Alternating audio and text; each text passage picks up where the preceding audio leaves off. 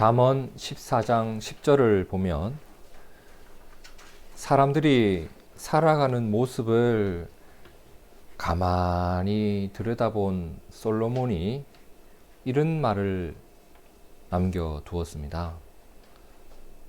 마음의 고통은 자기가 알고 마음의 즐거움은 타인이 참여하지 못하느니라. 어떠세요? 이 잠언 14장 10절의 말씀이 공감이 좀 되시는지 모르겠습니다. 이 말씀을 조금 더 쉽게 번역된 새번역 성경으로 우리 함께 같이 읽어볼까요? 시작! 마음의 고통은 자기만 알고 마음의 기쁨도 남이 나누어 가지지 못한다. 내가 어떤 일을 겪고 있어요. 근데 내가 겪고 있는 그 일로 인해서 내 심정이 어떠한지 알아주는 사람이 없더라. 이것이 수많은 사람을 다스렸고 수많은 재판을 해왔던 솔로몬이 느낀 사람들의 일반적인 모습이었나 봅니다.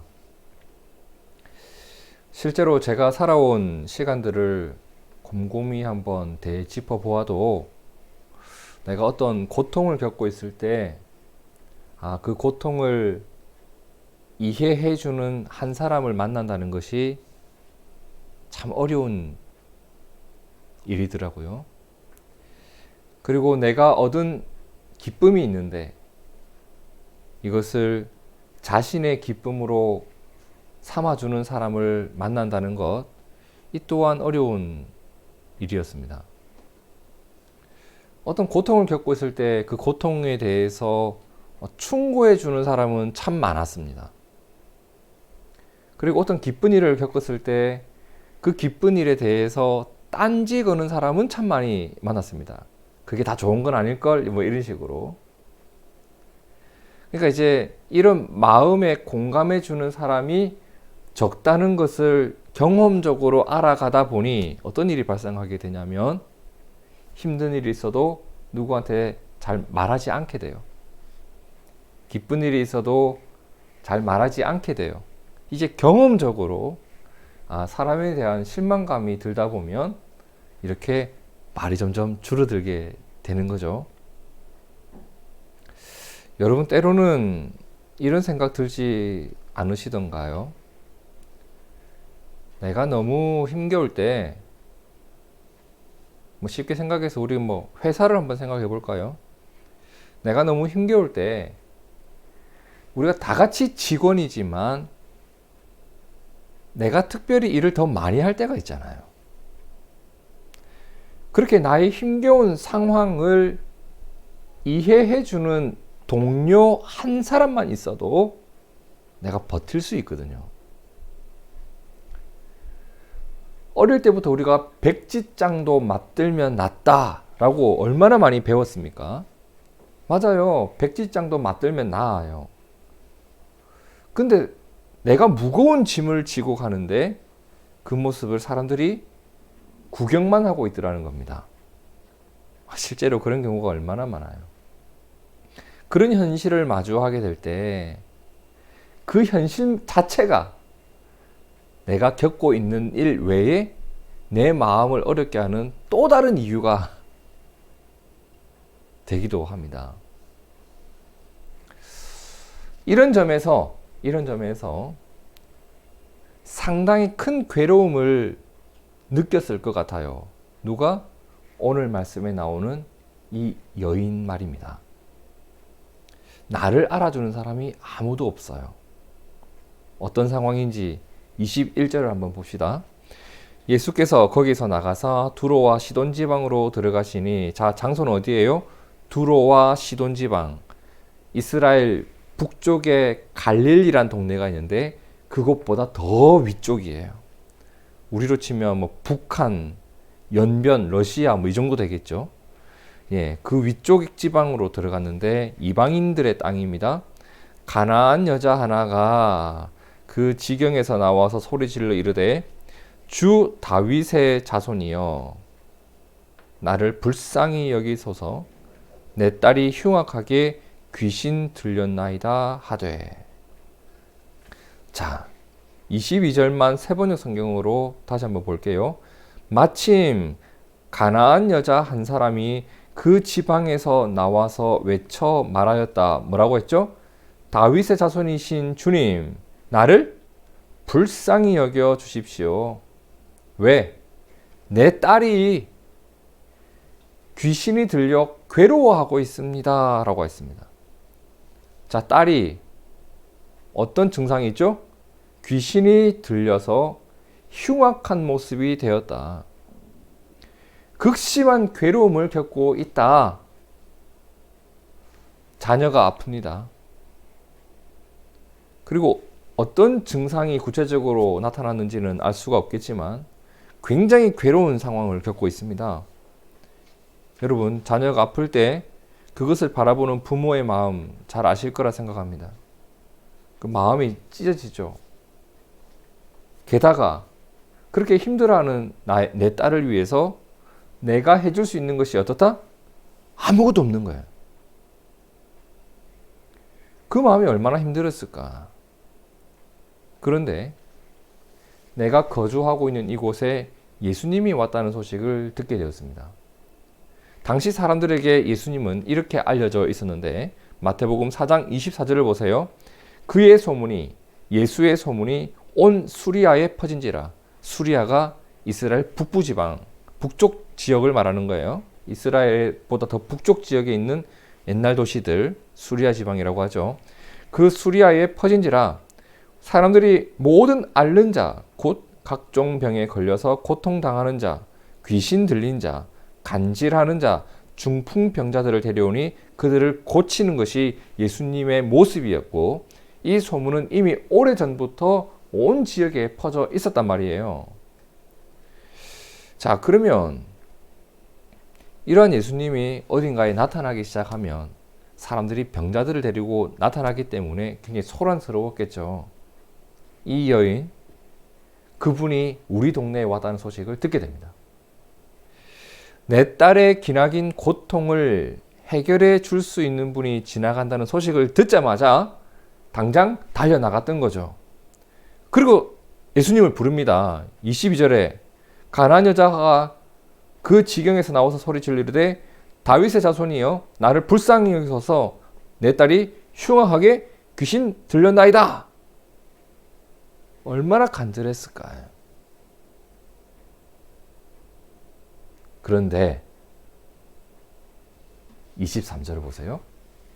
예수는 어떻게 하셨다? 한 말씀도 대답하지 아니하시니. 예수님이 대답이 없어요. 여러분, 때로는 싫다, 안 된다 이런 거절보다도 아무 말 하지 않는 이 무응답, 노답, 우리가 흔히 쓰는 표현으로 쌩까다 이런 표현을 하죠. 이렇게 쌩까임을 당하고 나면 여러분 이게 무서워요. 걱정이 많이 돼요. 도대체 왜 말이 없는 걸까? 답답하고 별의별 생각이 다 듭니다. 우리도 어떤 어려운 일이 있을 때 좀 도와달라고 누구한테 톡을 보냈어요. 좀 미안한데 나 이것 좀 도와줄 수 없을까? 뭐 좀 빌려줄 수 없을까? 근데 그 사람이 읽었어요. 숫자가 똑 사라졌어요. 근데 답이 없어요. 1시간이 지나고 2시간이 지나고 3시간이 지나면 점점 내 마음속에 어떤 생각이 들어요? 내가 뭘 기분 나쁘게 이야기했나? 무슨 일 있나? 왜 말이 없지? 별의별 생각 다 들고 이 마음이 정말 어려워지잖아요. 예수님 대답이 없어요, 지금. 그런데 대답이 없는 예수님을 보면서 옆에 제자들이 따라가고 있었거든요. 제자들이 예수님한테 뭐라고 합니다. 뭐라고 했을까? 주님, 왜 저 여인 쌩까십니까? 왜 외면하십니까? 이렇게 했을까? 23절을 보세요. 제자들이 와서 청하여 말하되 그 여자가 우리 뒤에서 소리를 지르오니 그를 보내십시오. 주님 계속 소리 지르는데요. 시끄러워 죽겠으니까 제발 좀 빨리 보내시라고. 빨리 보내십시다 우리 저 여자. 이 얘기를 한 거예요. 그러면 예수님이 아이씨 네 녀석들 내가 그따구로 가르쳤냐 이 머저리 같은 놈들아. 아니 저 힘들어한 여자를 위해서지 위로를 못 해주지 만정 뭐 쫓아내라고 이 나쁜 놈 새끼들 이렇게 하셔야 우리가 이게 이해가 되는데 제자들의 말을 예수님이 듣고선 이렇게 합니다. 24절 함께 읽어볼까요? 시작. 예수께서 대답하여 이르시되 나는 이스라엘 집에 잃어버린 양 외에는 다른 데로 보내심을 받지 아니하였노라. 이 말의 의미는 이런 거예요. 여인을 보고 내가 왜? 니하고 나하고 무슨 상관인데? 내가 니를 왜 도와줘야 돼? 내가 이방인인 너를까지 이렇게 도와줄 이유가 없잖아. 이런 이야기예요. 니하고 나하고는 상관이 없어. 이런 이야기란 말이에요.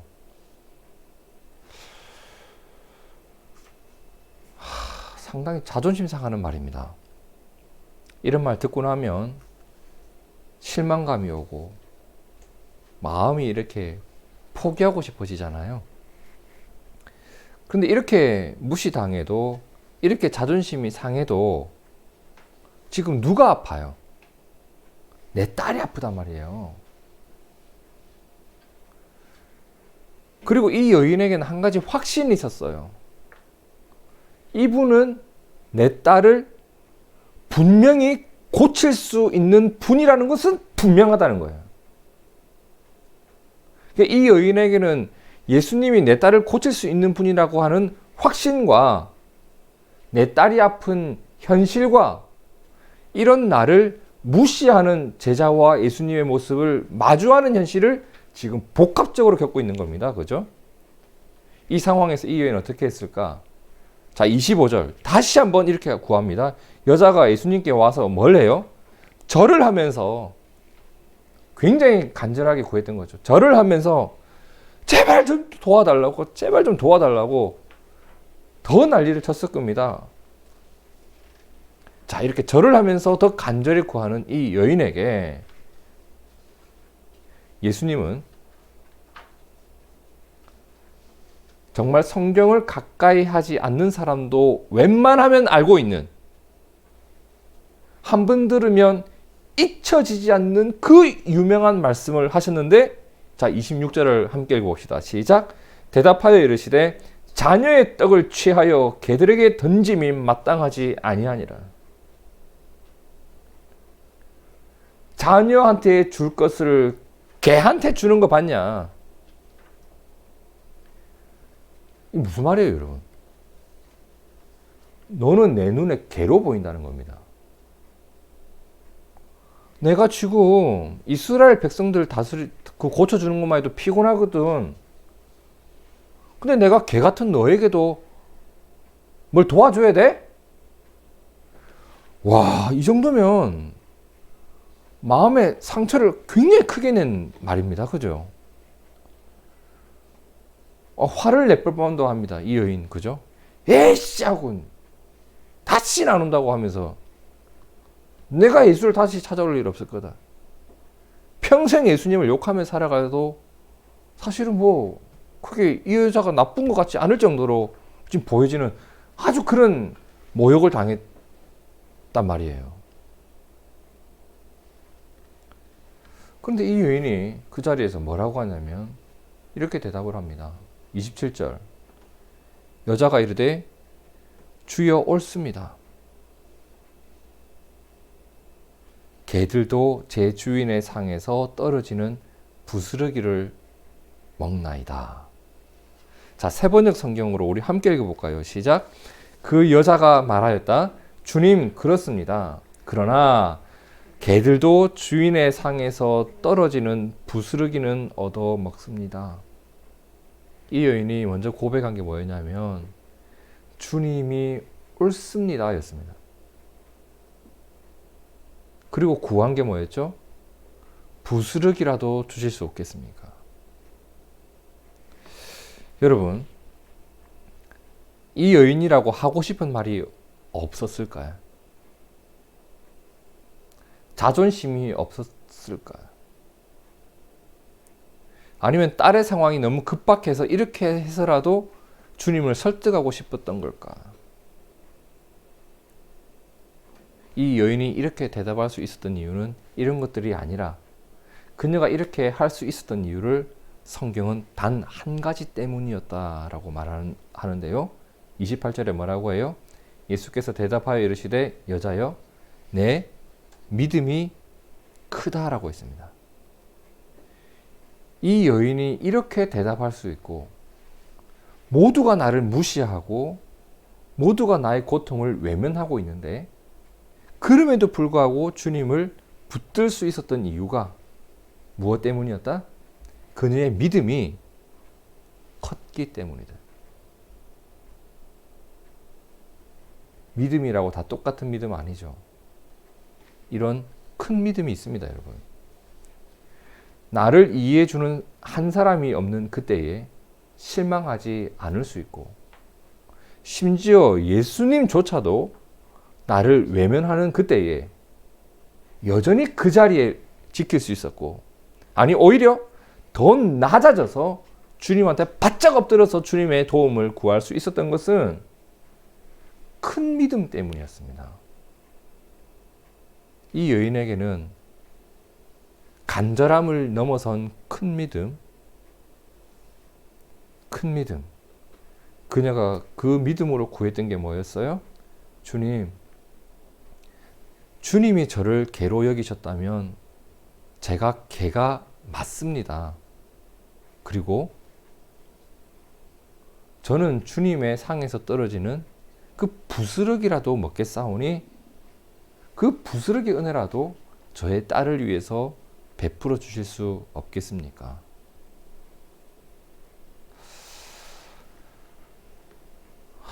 참 큰 믿음 맞는 것 같아요. 이 여인은 마음의 고통은 자기가 알고 마음의 즐거움은 타인이 참여하지 못한다는 잠언 말씀처럼 나의 고통과 딸의 고통을 완전히 무시당하고 있었죠. 이해당하지 못하고. 근데 아무도 알아주지 않아도 끝까지 믿음으로 주님께 구했습니다. 그리고 주님이 그녀에게 말합니다. 여자여 네 믿음이 크도다 내 소원대로 되리라 하시니 그의 딸이 나으니라. 그러면 이제 오늘 우리가 이 본문을 보면서 두 가지 질문이 나오게 됩니다. 어떤 질문이 나와요? 첫 번째, 주님은 그녀의 고통을 진심으로 외면하려 했던 걸까? 그죠? 이게 주님의 진심이었던 걸까? 마지못해 베푼 은혜일까? 두 번째, 만일 그렇지 않았다면 이렇게 외면하는 것이 주님의 진심이 아니었다면 주님은 왜 처음부터 그녀의 간구를 들어주지 않으셨던 걸까? 이런 질문이 나온단 말이에요. 당연한 질문이죠. 제가 이게 늘 궁금했습니다. 아니 왜 이렇게 심하게 이 여인에게 말을 한 것일까? 왜냐하면 다른 성경 보세요, 여러분. 정말 예수님이 많은 병자들을 고치고 귀신을 쫓아낼 때 이렇게 심하게 하면서 고치지 않았거든요. 근데 유독 여기서는 이런 장면이 나와요. 그래서 너무 궁금해서 계속 성경을 보다 보니까 이게 뭐지? 라고 하는 생각이 드는 무언가가 발견이 됐습니다. 그게 뭐냐면 오늘 본문의 앞과 뒤에 나오는 아주 묘한 이야기가 있어요. 먼저 오늘 말씀 21절을 자세히 보세요. 예수께서 어디서?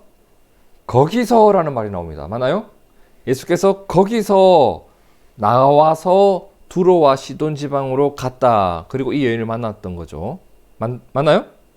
자, 그럼 거기서가 어디예요? 그게 마태복음 14장 34절에 나와요.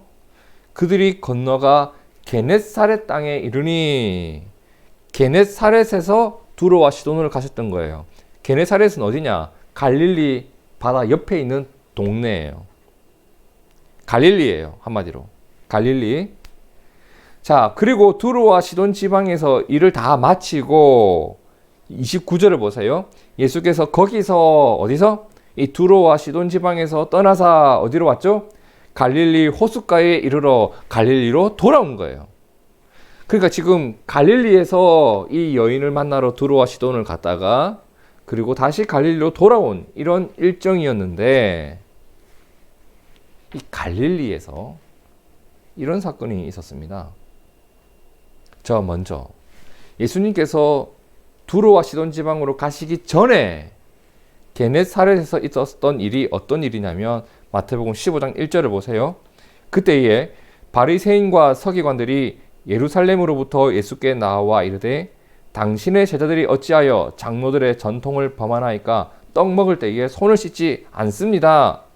당시 사람들이 누구에게 신앙을 지도받고 있었죠? 이 바리새인과 서기관들, 종교 지도자들이에요. 당시 유대교를 이끌어가던 지도자들이 예수님을 찾아와서 왜 신앙생활을 똑바로 하지 않습니까? 당신의 제자들 말입니다. 이렇게 신앙생활을 지적해요. 근데 예수님은 야, 너네들은 겉으로만 하나님을 잘 믿는 것처럼 꾸며대지만 너희 속에는 하나님을 사랑하는 마음 없잖아. 너네가 더 문제야. 이 말을 하시죠. 7절과 8절을 보면 외식하는 자들아, 이사야가 너희에 관하여 잘 예언하였도다 일렀으되 이 백성이 입술로는 나를 공경하고 있는데 마음은 내게서 멀어져 있다. 이게 너희다. 예수님이 그들의 이런 외식하는 모습을 꾸짖습니다.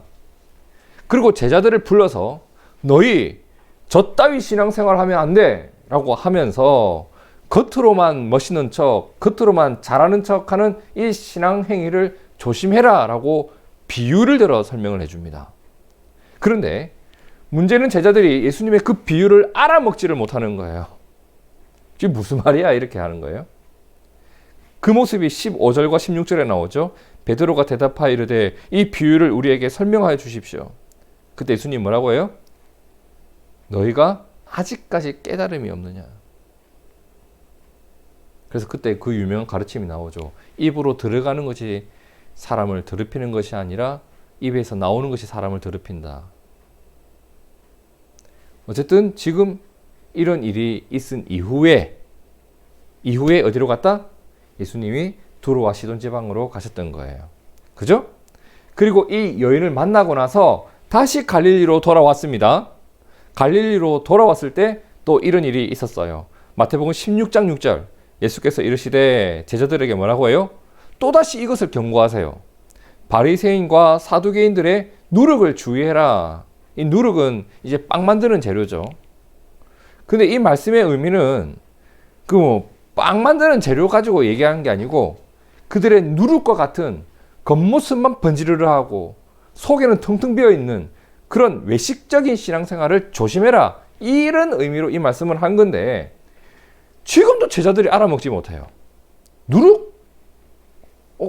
맞다. 우리 빵 안 챙겨왔지. 이 얘기를 하고 있는 거예요. 그러니까 주님이 워낙 답답하니까 16장 8절에 이렇게 말하죠. 예수께서 그들이 이렇게 또 멍청한 얘기를 하고 있는 걸 아시고 뭐라고 해요? 믿음이 작은 자들아 이렇게 해요. 믿음이 작은 자들아. 어찌 떡이 없으므로 서로 의논하느냐?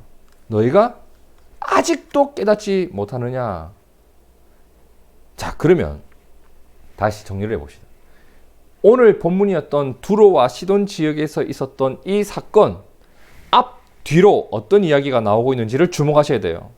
먼저 이스라엘 지도자들, 종교인들의 외식과 그들의 거짓된 신앙, 그리고 제자들은 어때요? 헤매고 있어요. 주님의 말이 무슨 말인지 알아먹지를 못하고 있어요. 외식된 신앙 행위를 조심하라고 해도 이 제자들도 유대인들이거든요. 오랜 세월 어릴 때부터 내가 신앙생활을 해오던 것은 바리새인들에게 배우던 신앙생활이잖아요. 그들과 같이 살아왔단 말이에요. 그러니까 주님의 말을 계속 이해하지 못하는 거예요. 계속 딴소리 하는 거예요. 그들의 모습을 조심하라고 하는데 계속 딴 생각을 하는 거예요. 그리고 예수님의 가르침과는 전혀 상관없는 또 다른 삶을 살아가고 있는 그들의 모습이 앞뒤로 나온단 말이에요. 주님은 그들에게 뭐라고 했어요? 믿음이 작은 자들아. 믿음이 작은 자들아. 그런데 오히려 이방인의 땅 두로와 시돈에서 예수님을 먼저 찾아온 여인이 있었습니다. 그리고 예수님이 이렇게 매몰차게 대하여도 이런 일이 이스라엘에서 있었으면 어떻게 됐을까요? 예수님께 돌 던졌을까요? 근데 끝까지 어떤 믿음으로? 큰 믿음으로 주님을 붙들었던 한 여인을 만났습니다. 어디서? 이방인의 땅에서. 그러면 이걸 놓고 볼 때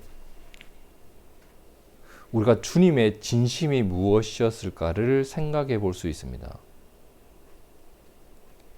여러분, 주님의 진심이 무엇이었을까요?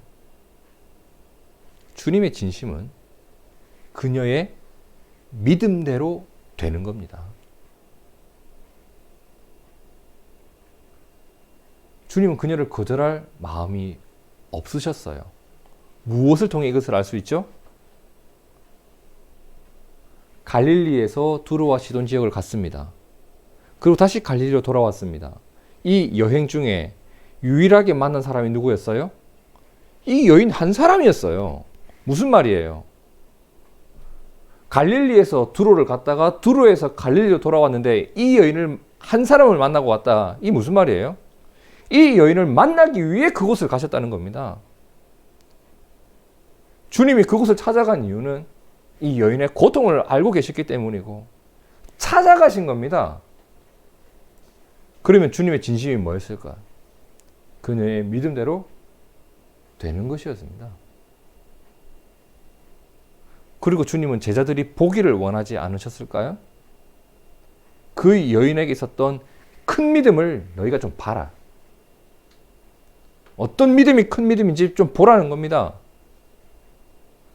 그리고 제자들의 마음속에도 쌓여있는 외식과 그들에게 있는 잘못된 신앙생활의 그 실체를 이 여인을 통해서 보기를 원하지 않으셨을까요? 이 제자들이 지금 어떤 짓을 했는지 이 여인을 쫓아내라고 했잖아요. 근데 이 제자들, 예수님이 이들에게 어떤 능력을 주셨는지 마가복음 6장 7절을 보세요, 여러분. 12제자를 부르사 둘씩 보내시며 더러운 귀신을 제어하는 권능을 주시고 제자들이 나가서 회개하라 전파하고 많은 귀신을 쫓아내며 많은 병자에게 기름을 발라 고쳤던 경험이 있는 게 제자들이에요. 근데 내 딸이 귀신 들렸다고 울고 있는 한 여인을 바라보면서 이 제자들 중에 단 한 명도 이 여인을 위해서 무언가를 하려고 하지 않습니다. 한 명도 주님, 제가 한번 주님께서 저에게 주셨던 그 능력으로 이 일을 한번 감당해봐도 되겠습니까? 라고 하는 사람이 단 한 명도 없고, 심지어 예수님께 주님이 도와주시면 되지 않겠습니까? 라고 하는 사람도 없고, 다 외면하고 네 알아서 하라고 하고. 예수님은 그들의 실체를 보게 합니다.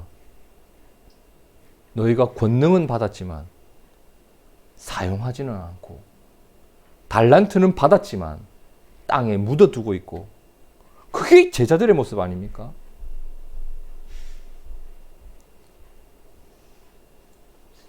제자들이 이렇게 대해도 이 여인은 어떻게 해요? 주님은 끝까지 믿습니다. 주님은 이 여인의 믿음을 큰 믿음이라고 하셨습니다. 오늘 말씀을 정리하면서 우리가 기억해야 할 것 몇 가지가 있습니다. 첫 번째, 주님의 오르심을 믿는 믿음이 큰 믿음입니다. 여러분, 우리가 믿는다라고 할 때 내가 무엇을 믿는지를 좀 정확하게 보셔야 됩니다. 주님의 오르심을 믿는 게 큰 믿음이에요. 만일 이 가나안 여인이 자신의 오름을 주장했다면 상처를 받고 주님을 떠났을 겁니다. 주님, 제가 잘못한 게 뭐 있습니까? 아니, 내가 이렇게 와서 기도를 하는데 내가 무슨 우상을 섬겼습니까? 내가 뭘 잘못했습니까? 자신의 오름을 계속 주장했다면 상처를 받고 주님을 떠났을 거예요. 그런데 이 여인은 주님의 오르심을 믿었습니다. 심지어 나와 나의 딸에게 상처가 되는 말을 하실지라도 그것을 옳다고 했습니다. 정말 주님을 주님으로 인식을 하고 있었던 겁니다. 그래서 그녀는 구할 수 있었죠. 주님, 개들도 제 주인의 상에서 떨어지는 부스러기를 먹습니다. 여러분, 주님을 믿을 때 내가 가지고 있는 생각의 틀 안에서 믿는 것이 아니라 제발 주님 그분 자체를 믿는 믿음이 있기를 축복합니다. 우리는 믿음도 믿고 싶은 대로 믿고 내가 가지고 있는 생각의 틀에서 벗어나지를 못해요. 이게 심각한 문제입니다, 여러분. 이걸 못 벗어나면 교회가 병듭니다. 주님을 믿는 게 아니라 각자가 만든 주님을 각자가 섬기고 있는 아주 기이한 현상이 발생하게 됩니다. 우리는 주님의 선하심과 주님의 오르심과 주님의 은혜를 믿는 그 믿음이 있기를 진심으로 바랍니다. 둘째, 신앙에도 종류가 많은데 우리가 본받아야 할 신앙이 있는가 하면 버려야 할 신앙도 있다. 바른 신앙의 기준은 우리가 정하는 것이 아니라 예수님이 정하시는 겁니다. 그렇기 때문에 우리가 본받아야 할 신앙은 주님이 칭찬하신 신앙이에요. 그렇겠죠? 그리고 우리가 버려야 할 신앙의 모습은 주님이 꾸짖으신 신앙입니다. 오늘 말씀에서 주님이 계속 꾸짖고 조심하라고 한 신앙은 어떤 모습이었어요? 외식하는 것과 자기를 사랑하는 것, 자기 틀 안에 갇혀 있는 것. 주님 이거 조심하라고 했습니다. 그럼 이거 버려야 되는 거예요. 나에게 조금이라도 그런 것이 있으면 버려야 돼요. 근데 안 버린단 말이에요. 문제는 잘못된 것을 알았으면 이거 버릴 수 있어야 되는데 이 싸지머지고 다닙니다. 뭐라고 하면서 그래도 이거 내가 주님을 위해 쌓아온 신앙인데 잘못된 건 버리라니까요. 그죠? 그래도 내가 이거 지금까지 내가 수십 년을 주님을 위해서 이렇게 살아왔는데 버리라니까요. 제발. 그것 때문에 교회가 병이 드는 겁니다. 제자들에게 버려야 될 모습, 바리새인들에게 버려야 될 모습 얼마나 많았는지 모릅니다. 그걸 끝까지 안 버린 자들은 결국은 쭉정이가 되고 말아요.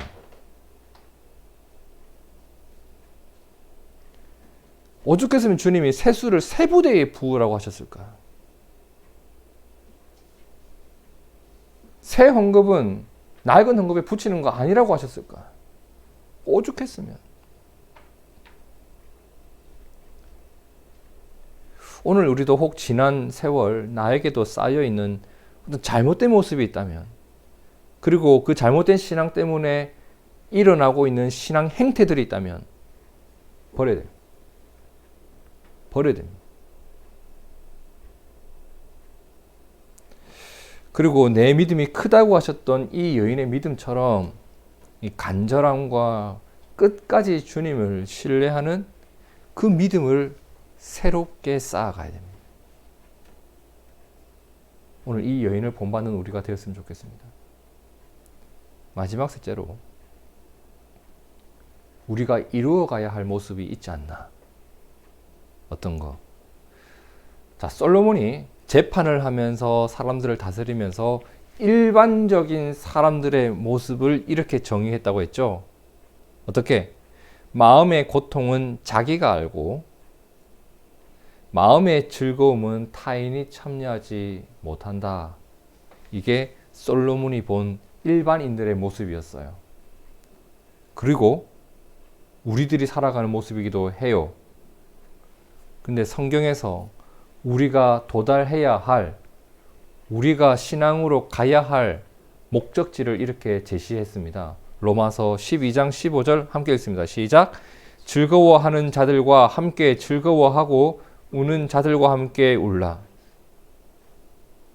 이게 제자들의 모습이고 우리들의 모습이 되어야 합니다. 제자들은 딱 잠언 14장 10절 같은 모습이었어요. 근데 우리가 도달해야 될 모습은 어떤 거예요? 로마서 12장 15절의 모습이에요. 주님이 그들에게 주신 능력으로 그녀를 도왔어야 돼요. 주님, 제가 저 여행 가서 덮고 올게요 라고 하든지, 아니면 주님이 좀 도와주시죠 라고 하든지. 성도 여러분, 우리가 어렸을 때 배웠던 백지장도 맞들면 낫다. 예, 백지장도 맞드는 교회가 되었으면 좋겠습니다. 요즘 타이레놀 없다는데 타이레놀도 좀 나눠 먹고, 종이가 없으면 종이도 나눠 쓰고, 그죠? 누군가를 이해해 줄 알고, 내가 가진 것이 2개가 있으면 하나를 섬길 줄도 알고, 그게 누군가를 이해하고 그들과 함께 우는 모습이 아니겠습니까? 저는 그런 생각이 듭니다. 그 한 사건이 나눠주는 사람에게는 별거 아닌 것 같지만 받는 사람은 어때요?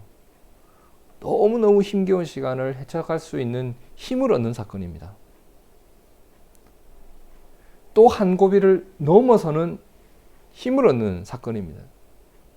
오르막을 오르는데 내 등을 누가 밀어주는 그런 감동을 받아요.